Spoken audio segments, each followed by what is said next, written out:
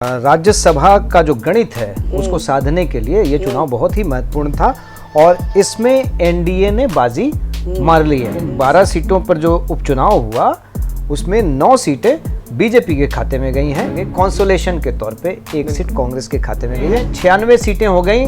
BJP की 87 थी पहले, अब 9 जीता, 96 सीटें हो गई। बिहार की जब हम लोग बात करते हैं तो यहाँ समीकरण बहुत महत्वपूर्ण हो जाते हैं, खासकर जाति समीकरण। लोकसभा चुनाव में पवन सिंह के कारण उनको नुकसान उठाना पड़ा था और हर मंच से उपेंद्र कुशवाहा यही कहते रहे कि वो हारे नहीं, हरा दिए गए।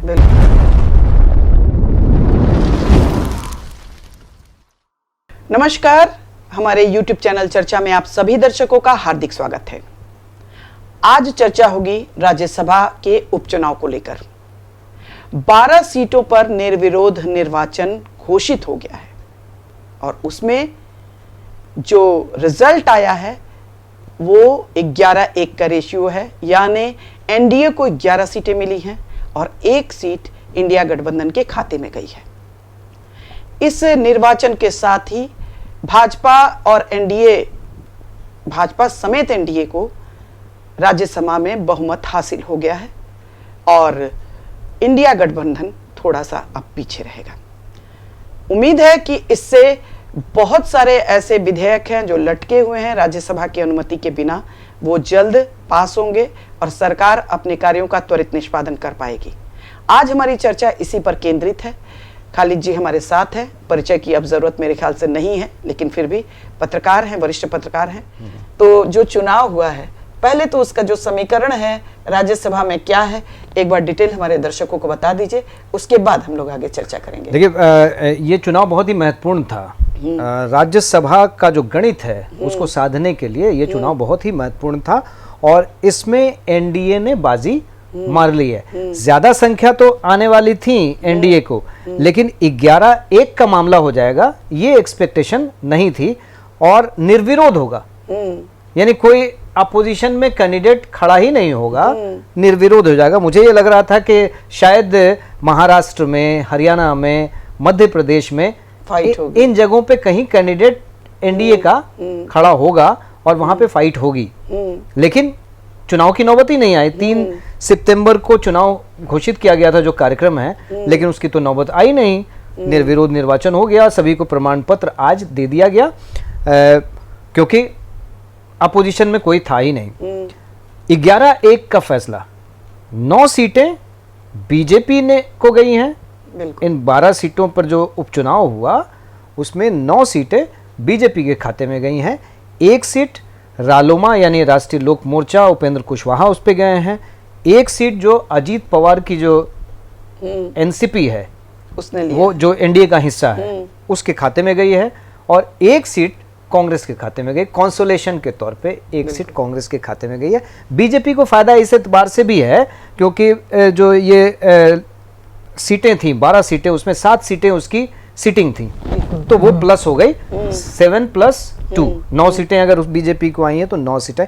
तो बीजेपी के हिसाब से ये बड़ा जबरदस्त एक तरह से चुनाव रहा, बिल्कुल निर्विरोध निर्वाचन और सीटों की संख्या बढ़ना और जो राज्यसभा का जो गणित है वो भी सध गया। बिल्कुल बिल्कुल। तो जो हम लोग जो ये आकलन करने बैठे हैं कि राज्यसभा में, अपर हाउस में एनडीए को जो बढ़त मिली है, उस बढ़त का आने वाले समय में हम लोगों को क्या चेंज, क्या परिणाम देखने को मिल सकता है, उसकी तरफ तो इशारा आपने किया है। और थोड़ा और डिटेल में राज्यसभा में बहुमत का अर्थ यही है कि जो महत्वपूर्ण बिल हैं, बिल्कुल, और खासकर वो बिल जिसमें कंट्रोवर्सी होती है, जिसको पास कराना बहुत ही मुश्किल होता है। साधारण बिल तो पास हो जाते हैं, उसमें ज्यादा तू मैं नहीं होती है, लेकिन जिसमें संख्या बल की जरूरत होती है, खासकर संशोधन बिल, बिल्कुल, तो उसमें जो है राज्यसभा में बहुमत होना बड़ा आवश्यक होता है और इसकी कमी महसूस की जाती रही पहले। तो अब जो है वो कमी नहीं होगी अब आसानी से, क्योंकि संख्या बल जो है वो, अब संख्या बल कैसे बना, राज्यसभा की कुल सीटों की संख्या 245 है, जिसमें 12 नॉमिनेटेड मेंबर होते हैं। 4 नॉमिनेटेड मेंबर्स की जगह खाली है और 4 सीटें जो जम्मू कश्मीर की हैं वहाँ चुनाव चूंकि नहीं हुए हैं राज्यसभा के, तो वहाँ की 4 सीटें 8 सीटें माइनस हो जाती हैं, 245 माइनस 8। बिल्कुल ये जो कुल आंकड़ा बैठता है राज्यसभा का इस समय जो मौजूदा जो सदस्य संख्या है वो 237 पर आती है। 237 का आधा अगर आप माने तो 119 के आसपास अगर हो जाती है जिस पक्ष की, तो उसको बहुमत वहां पे माना जाएगा। तो बहुमत सीधे तौर पे किसके पास इस वक्त आ गया? 119 की संख्या कैसे हो गई? एनडीए की। तो एनडीए की जो सीटें हैं 96 सीटें हो गई। बीजेपी की 87 थी पहले, अब 9 जीता, 96 सीटें हो गई। एनडीए के जो सदस्य जीते उनको मिलाकर जो संख्या है, पहले एनडीए की संख्या वहां पे टोटल सीट एनडीए की 101 थी, अब वो 11 सीटें टोटल जीते इस चुनाव में, तो वो बढ़कर हो गई 112 हो गई। और जो नॉमिनेटेड मेंबर्स हैं, जैसा कि हम सभी जानते हैं कि नॉमिनेटेड मेंबर्स वो किसके पक्ष में होते हैं? जाहिर है सरकार के पक्ष में, सत्ता पक्ष में होते हैं। हालांकि समाज के प्रबुद्ध लोग होते हैं, लेकिन इंडिपेंडेंट का भी समर्थन एनडीए के साथ है। तो अब जो है महत्वपूर्ण बिल जब आएंगे राज्यसभा में, खासकर संशोधन विधेयक जिसमें बहुमत की आवश्यकता होगी, तो वहां अब भाजपा या एनडीए अपर हैंड में है। एनडीए अब इन पे डिपेंडेंट नहीं होगा। जो छोटे छोटे दल हैं जो ना इधर हैं ना उधर हैं, उन पर डिपेंडेंट निर्भरता नहीं होगी, बल्कि अपने बूते ये अब इन बिलों को आगे बढ़ा सकते हैं, पास करा सकते हैं। जैसे वक्फ संशोधन बिल की बात हम लोग कर रहे हैं, या दूसरे जो तमाम इस तरह के बिल हैं जिसपे कंट्रोवर्सी है, जिनको साधना बहुत जरूरी नहीं है। हम ये नहीं कह रहे हैं कि कंट्रोवर्सी नहीं होनी चाहिए, हम ये कह रहे हैं कि अगर बहुत सरकार को ऐसा लगेगा कि ये संशोधन बिल पास होना ही चाहिए, तो अब उतनी मुश्किल नहीं होगी, उसको ड्रॉप करने की आवश्यकता नहीं होगी, या फिर से पूरे प्रोसेस को दोहराने की आवश्यकता नहीं पड़ेगी। मुझे लगता है कि ये गणित जो है, राज्यसभा का जो गणित है, अब पक्ष में पूरी तरह से। हालांकि मेरा अपना इसमें थोड़ा एक टिप्पणी ये भी ये जोड़ना है कि ठीक है कि एनडीए का बहुमत है, एक चीज ध्यान दीजिएगा, भाजपा का बहुमत नहीं है। भाजपा के कई फैसलों को एनडीए के ही सहयोगी दल चैलेंज करते हैं, जैसे वक्फ वाले पे भी कुछ आ रही हैं आपत्तियां, जो चीजें आ रही हैं। हाँ, आप जेडीयू की बात कर रहे हैं। थोड़ा आसान हो गई है, लेकिन एकदम निष्कंटक राह नहीं हुई है, होना भी नहीं चाहिए। निष्कंटक राह नहीं हुई है। ये बात है कि सहयोगी दलों को मनाना थोड़ा ज्यादा आसान होगा अन्य की तुलना में, और इसलिए हमको लगता है कि ये थोड़ा सा उसके लिए अपर हैंड तो हो गया है, इसमें कोई दो राय नहीं। अब थोड़ी चर्चा हम लोग बिहार पे करें, तो बिहार पे आज 2 लोग जीते हैं बिहार से, उपेंद्र कुशवाहा और मनन मिश्र, और उन्होंने क्या कहा इसके बारे में भी हम थोड़ा सुन लेते हैं, और उसके बाद आगे की चर्चा हमारी जारी रहेगी।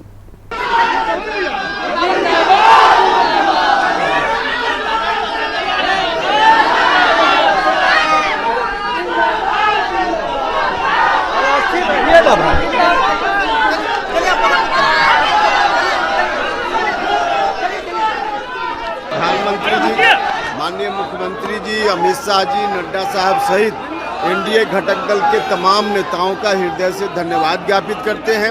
और यह जो अवसर मिला है सदन में उन सवालों को फिर से मजबूती से उठाने का, जिन सवालों को हम पहले भी उठाते रहे हैं, जिसमें शामिल है बिहार जैसे राज्यों के लिए शिक्षा का सवाल, स्वास्थ्य का सवाल, नौजवानों के लिए रोजगार का सवाल, और जो वंचित समाज के लोग हैं, दलित समाज के लोग, अति पिछड़े समाज के लोग, या सामान्य जाति के भी जो गरीब लोग हैं, उनके बच्चों के लिए सुप्रीम कोर्ट और हाई कोर्ट में जज बनने का जो रास्ता बंद है, उस रास्ता को फिर से कैसे खोला जा सके, इन तमाम सवालों पर हम पहले से बात करते रहे।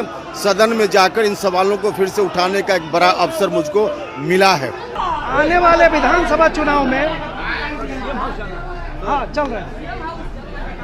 आने वाला विधानसभा चुनाव में परिणाम भारतीय जनता पार्टी के पक्ष में आएंगे। जहां भी कुछ राज्यों के लोग जो दिग्भ्रमित हो गए थे, कांग्रेसियों ने जिस ढंग से दिग्भ्रमित किया, विरोधियों ने जिस ढंग से दिग्भ्रमित किया, धीरे धीरे इन 2-4 महीनों में सभी लोगों के, सभी मतदाताओं की आंखें खुल गई है। हम लोग समझाएंगे और सारा चुनाव भारतीय जनता पार्टी के पक्ष में। खालिद जी, बिहार का जो समीकरण है और बिहार में जो लोग बोले हैं जीते हैं, उनके क्या आधार है और उनके राज्यसभा में जाने से यहाँ के समीकरण पर क्या असर पड़ेगा, इसके बारे में थोड़ा सा बताइए। देखिए, राज्यसभा में एक परिपाटी हुआ करती थी पहले कि जो जिन वर्गों को प्रतिनिधित्व नहीं मिल पाता था सीधे इलेक्शन में, लोकसभा में जिनके लोग नहीं पहुंच पाते थे, उनको वहां मौका देने की एक तरह से कोशिश होती थी। लेकिन अब पिछले कई दशकों से हम लोग ये देख रहे हैं, मतलब दशक इसलिए बोल रहे हैं कि वो 10 सालों की बात नहीं है, ये पिछले 25-30 सालों से कम हम लोग ये देख रहे हैं कि राज्यसभा चुनाव में भी समीकरणों का पूरा ध्यान रखा जाता है। और बिहार की जब हम लोग बात करते हैं तो यहाँ समीकरण बहुत महत्वपूर्ण हो जाते हैं, खासकर जाति समीकरण। अब मनन मिश्रा की अगर हम लोग बात करें तो वो जिस वर्ग से आते हैं, उच्च वर्ग से आते हैं, है ना, तो कहीं ना कहीं ब्राह्मणों को साधने की भी एक कोशिश वहां पे दिख रही है। जेडीयू से संजय झा पहले पहुंच चुके हैं, बिल्कुल, है ना, इस वर्ग से। बीजेपी से अगर हम लोग बात करें तो बीजेपी से भी एक ब्राह्मण वहां पहुंचे हुए हैं, राज्यसभा में पहुंचे हुए हैं। तो अब बारी किसकी थी, माफ कीजिएगा, जेडीयू और जो दूसरे दल हैं, हाँ, उनसे तो वहां पहुंचे हुए हैं। आरजेडी से मनोज झा पहुंचे हुए हैं, लेकिन बीजेपी से ब्राह्मण मिश्र जो है, हाँ, मनन मिश्र का चयन हमको लगता है कि ब्राह्मण जो वोटर्स हैं उनको साधने के लिए, अपने साथ जोड़ने के लिए एक बार फिर से, क्योंकि कुशवाहा वोटर्स को साधने के लिए, क्योंकि सब सपोर्ट तो पूरी तरह से बीजेपी का ही है, तो कुशवाहा जो है वो बीजेपी के साथ जुड़े रहे हैं, इसलिए हाँ, इसलिए इनको मौका दिया गया है, इनको कैंडिडेट बनाया गया। हालांकि वो अपनी पार्टी से उम्मीदवार हैं। आने वाले समय में विधानसभा चुनाव भी है और कुशवाहा जी को जो ये सीट मिली है, ये एक तरह से कंसोलेशन भी है, हाँ, सांत्वना भी है, सांत्वना है, क्योंकि लोकसभा चुनाव में पवन सिंह के कारण उनको नुकसान उठाना पड़ा था और हर मंच से उपेंद्र कुशवाहा यही कहते रहे कि वो हारे नहीं, हरा दिए गए। तो एक तरह से उनको कंसोलेशन देने की भी कोशिश की गई है और उनको अपने साथ जोड़ने की कोशिश भी गई है। और जैसा कि आपने अभी सुनाया भी उपेंद्र कुशवाहा की बातें, तो उपेंद्र कुशवाहा क्या कह रहे हैं कि एनडीए मजबूत हुआ है, उन्होंने उनपे जो भरोसा दिखाया गया उससे एनडीए मजबूत हुआ है और 2025 का जो चुनाव है बिहार का, वो बहुत ही आसानी से एनडीए जीतेगा और वो उसके लिए पूरा, हाँ, जी जान लगा देंगे। बिल्कुल बिल्कुल जी। तो राज्यसभा चुनाव की चर्चा हमको लगता है कि अब खत्म करने का समय आ गया है, काफी कुछ हो गया। अब तो हम लोग को देखना है, अब आगे ये देखना है कि बहुमत पाने के बाद एनडीए क्या गुल खिलाता है, आगे क्या चेंजेज होते हैं, जो विधेयकों को लेकर खींचातानी चल रही है वो पास हो पाते हैं या नहीं हो पाते हैं, अपर हैंड मिला है तो उस अपर हैंड का कितना फायदा बीजेपी उठा पाएगी, ये देखना अभी बाकी है। दर्शकों, हमारी चर्चा कैसी लगी, अपनी प्रतिक्रिया जरूर दें, लाइक सब्सक्राइब शेयर जरूर करें, ये अपील आप करेंगे और ये आपका अधिकार है। लेकिन मैं हमेशा की तरह कुछ जोड़ता हूं तो ऐड कर दूं कि ये जरूरी इस वक्त हो गया है, राज्यसभा चुनाव के जो नतीजे आए हैं, जो कैलकुलेशंस आए हैं, उससे ये स्पष्ट हो गया एक तरह से कि अगला जो चुनाव, बिहार का जो चुनाव होगा, हाँ, वो बहुत ही महत्वपूर्ण हो जाएगा। और साथ साथ राज्यसभा में तो गणित सध गया है, लेकिन अब बीजेपी को ज्यादा जो बिहार का गणित साधना, हाँ, बिहार के गणित को साधने में जेडीयू की भूमिका बहुत ही महत्वपूर्ण होगी। जेडीयू और टीडीपी को संभाल कर, हाँ, उन्हें रखना होगा। अपने बूते भी नंबर है उनके पास, लेकिन इन्हें भी साथ कर चलना होगा साथ। नहीं, हम चिराग पासवान की भी अनदेखी नहीं कर सकते हैं, वो भी थोड़ा कूद रहे हैं, जैसे पहले मोदी के हनुमान अपने को कहते थे, अब थोड़ा वो लाइन से अलग हटे हैं, तो एक खतरा उनकी तरफ से भी बना हुआ है, बन रहा है, लेकिन अभी वो राज्यसभा में नहीं है, नहीं है, मैंने राज्यसभा की बात नहीं थी, मेरा एक जनरल जो आपने चूंकि आगे चुनाव को लेकर कहा है उस पर मैं कह रही हूं कि आगे जो बिहार विधानसभा चुनाव में जेडीयू को साधना है ही है, सभी साथियों को, हाँ, सभी साथियों को साधना पड़ेगा। तो दर्शकों, हमारी चर्चा जो भी लगी हो, अच्छी बुरी जो भी लगी हो, अपनी प्रतिक्रिया जरूर दें, हमारे चैनल को लाइक, सब्सक्राइब और शेयर करें। नमस्कार।